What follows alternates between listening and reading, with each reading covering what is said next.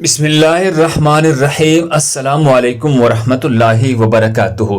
ناظرین گرامی، دنیا کو بتا دو محمد صلی اللہ علیہ وسلم کون ہے۔ محمد صلی اللہ علیہ وسلم وہ ہے جو اللہ کی آخری رسول ہے۔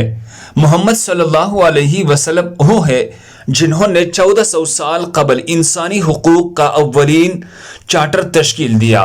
محمد صلی اللہ علیہ وسلم وہ ہے جنہوں نے مضبوط خاندانی نظام کی بنیاد رکھی۔ محمد صلی اللہ علیہ وسلم وہ ہے جنہوں نے اولاد پر والدین کی حقوق کی ادائیگی کو فرض قرار دیا۔ محمد صلی اللہ علیہ وسلم وہ ہے جنہوں نے عورت کو استحصال حال سے بچایا اور اس کی حقوق کا تحفظ فرمایا۔ محمد صلی اللہ علیہ وسلم وہ ہے جنہوں نے ظلم سے منع فرمایا اور عدل و انصاف کا حکم دیا۔ محمد صلی اللہ علیہ وسلم وہ ہے جنہوں نے نفرتوں اور دشمنیوں کو ختم فرما کر اتحاد و اتفاق اور باہمی تعاون کو فروغ دیا۔ محمد صلی اللہ علیہ وسلم وہ ہے جنہوں نے رشتہ داروں اور پڑوسیوں کے ساتھ محبت کرنا سکھلایا۔ محمد وہ ہے جنہوں نے لوگوں کو ایک دوسرے کا احترام سکھلایا۔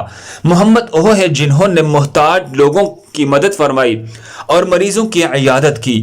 محمد وہ ہے جنہوں نے یتیموں کی کفالت کی۔